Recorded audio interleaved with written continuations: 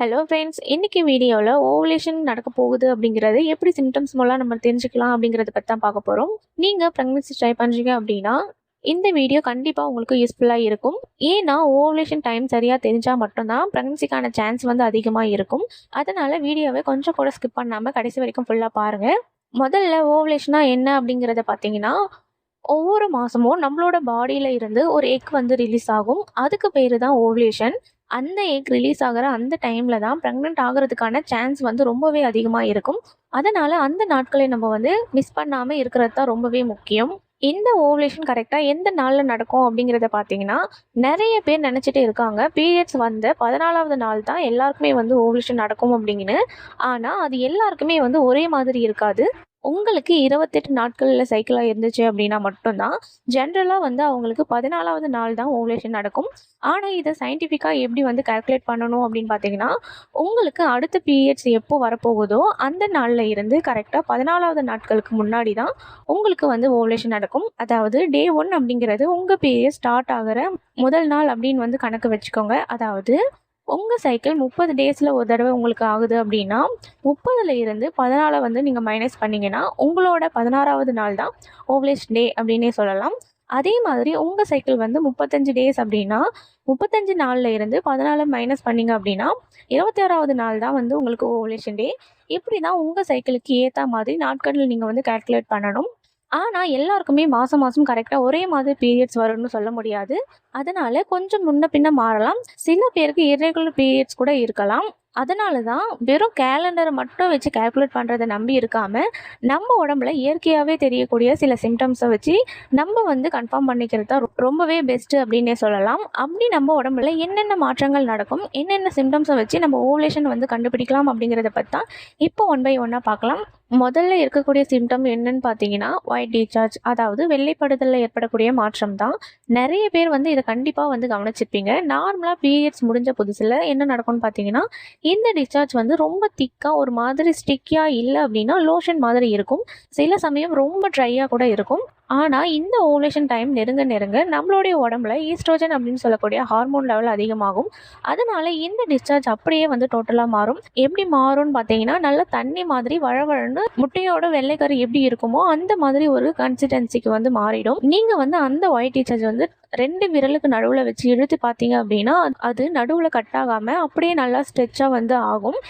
ஏன் இது அப்படி இருக்குன்னு பார்த்தீங்கன்னா, அப்போ தான் வந்து விந்தணுக்கள் வந்து எந்த தடையுமே இல்லாமல் ரொம்ப ஈஸியாக வந்து நீந்தி கர்ப்பப்பைக்குள்ளே ட்ராவல் பண்ணி அந்த முட்டையை வந்து போய் ரீச் பண்ண ரொம்பவே ஹெல்ப்ஃபுல்லாக இருக்கும். அதுக்கு தான் வந்து இந்த மாதிரி நம்ம உடம்புல வந்து இந்த ஒயிட் டிஸ்சார்ஜ் அப்படிங்கிறது ஏற்படுது. அதனால உங்கள் உடம்புல இந்த மாதிரி எக் ஒயிட் மாதிரி ஒயிட் டிஸ்சார்ஜ் ஏற்பட்டுச்சுன்னா இந்த டைமில் நீங்கள் இன்டர்கோர்ஸில் இருக்கிறது ரொம்பவே அவசியம்.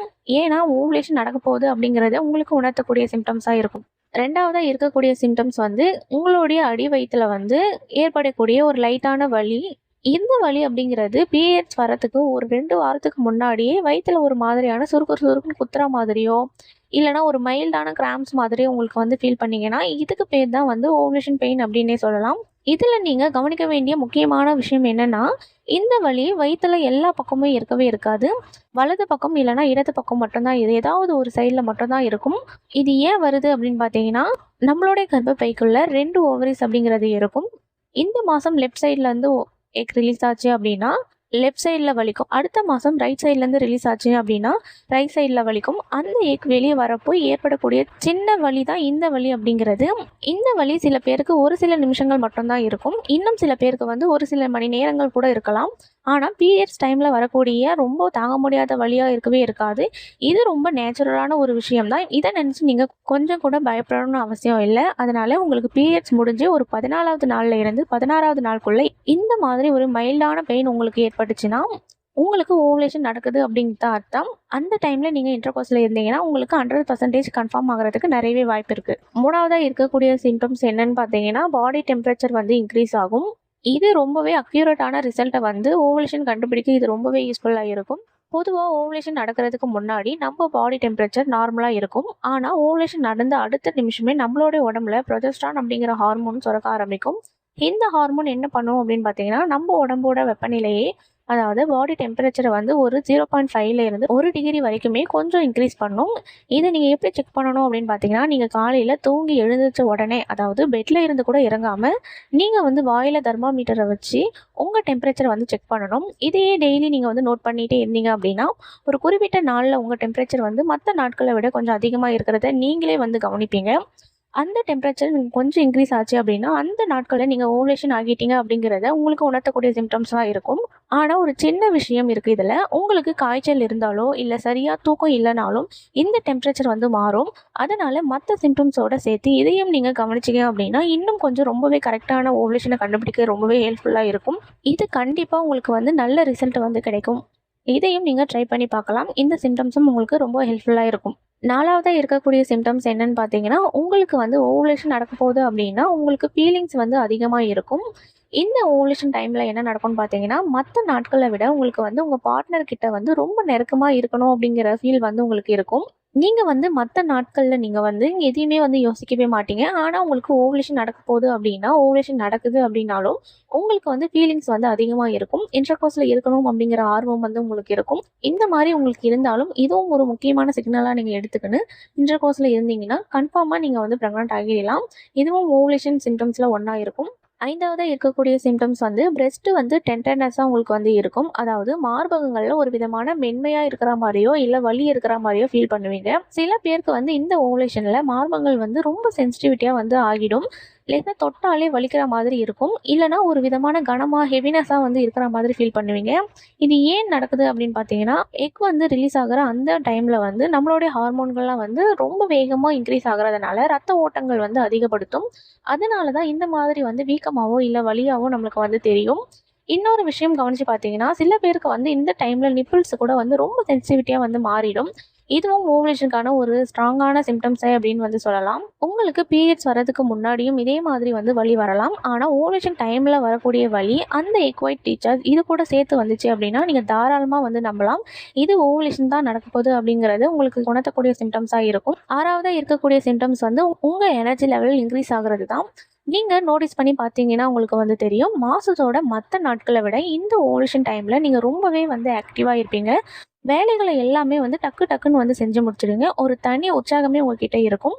இயற்கையாகவே நம்ம உடம்புல இந்த டைமில் அதிகப்படியான எனர்ஜியை வந்து கொடுக்கும். ஏன்னா முன்னாடியே சொன்ன மாதிரி பாடி ரெடி ஆகிடுச்சு அப்படின்னு நம்ம மூளைக்கு வந்து சிக்னல் போகிறதுனால நம்ம ரொம்ப வந்து ஆக்டிவாக இருப்போம். மற்றவங்க கூட அதிகமாக பேசணும் பழகணும் அப்படிங்கிற மாதிரி நம்ம வந்து ஹாப்பியான மூட்லேயே நம்ம வந்து இருப்போம். ஸோ என்னென்ன சிம்டம்ஸ்லாம் பார்த்தீங்கன்னா, வெள்ளைப்படுதலில் ஏற்படக்கூடிய மாற்றங்கள், ஒரு பக்கம் வந்து வயிற்று வலி உங்களுக்கு ஏற்படும், இன்னொரு பக்கம் டெம்பரேச்சர் வந்து இன்க்ரீஸ் ஆகும். இது இல்லாமல் எனர்ஜி லெவல் வந்து அதிகமாக இருக்கும். இது எல்லாத்தையுமே வச்சு நீங்கள் வந்து ஓவலேஷன் நடக்குது அப்படிங்கிறத ஈஸியாக கண்டுபிடிச்சிடலாம். இப்போது நான் சொன்ன இந்த அறிகுறிகள் எல்லாமே உங்களுக்கு தெரிய ஆரம்பிச்சிச்சு அப்படின்னா உங்களுக்கு ஓவலேஷன் நடக்க போகுது அப்படின்னு தான் அர்த்தம். உங்கள் உடம்புல அந்த எக்வைட் மாதிரி வழவழப்பான டிஸ்சார்ஜ் என்னைக்கு தெரியுதோ அந்த நாளில் இருந்து அடுத்த 2-3 நாட்கள் தான் நீங்கள் கன்சீவ் ஆகிறதுக்கான சான்ஸ் வந்து 100% இருக்கக்கூடிய நேரமாக இருக்கும்.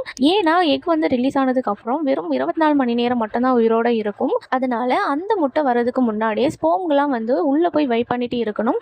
அப்போ தான் அந்த எக் வந்து ரிலீஸ் ஆன உடனே கருத்தரிக்கக்கூடிய வாய்ப்பு வந்து அதிகமாக இருக்கும். சிம்பிளாக சொல்லணும் அப்படின்னா இந்த அறிகுறிகள் தெரிஞ்ச உடனே நீங்கள் பிளான் பண்ண ஆரம்பிச்சிடணும். இதுதான் சான்ஸ் வந்து அதிகமாக இருக்கக்கூடிய நேரம் நீங்கள் ப்ரெக்னென்ட் ஆகணும் அப்படின்னா. நீங்கள் வந்து தினமும் வந்து இன்டர்கோர்ஸில் இருக்கணுமா அப்படின்னு கேட்டிங்கன்னா, தினமும் ட்ரை பண்ணணும் அப்படின்னு அவசியம் இல்லை. ஒரு நாள் விட்டு ஒரு நாள் ஆல்டர்னேட்டிவ் டேஸில் ட்ரை பண்ணாலே போதும். இது வந்து ஸ்போமோட குவாலிட்டி வந்து நல்லா இருக்குது, ரொம்பவே ஹெல்ப்ஃபுல்லாக இருக்கும். இந்த வீடியோ உங்களுக்கு யூஸ்ஃபுல்லாக இருந்திருக்கும் நம்புகிறேன். இந்த வீடியோ உங்களுக்கு பிடிச்சிருந்தா ஒரு லைக் பண்ணுங்கள். உங்களுக்கு வேறு ஏதேனும் டவுட் இருந்தால் கமெண்ட் செக்ஷனில் கேளுங்க. நான் வந்து 5 நிமிஷத்துக்குள்ளே அதுக்கு வந்து ரிப்ளை கொடுப்பேன். அதனால் எந்த ஒரு டவுட்டாக இருந்தாலும் கமெண்ட் செக்ஷனில் கேளுங்க. உங்களுக்கு தனிப்பட்ட வீடியோஸ் தனிப்பட்ட மெசேஜ் வேணும் அப்படின்னா நம்மளோட மெம்பர்ஷிப்பில் ஜாயின் பண்ணிக்கோங்க. இந்த மாதிரி யூஸ்ஃபுல் கண்டென்ட்டுக்கு நம்மளோட சேனலை சப்ஸ்கிரைப் பண்ணிக்கோங்க. இந்த வீடியோ பார்த்தமைக்காக அனைவருக்கும் மிக்க நன்றி.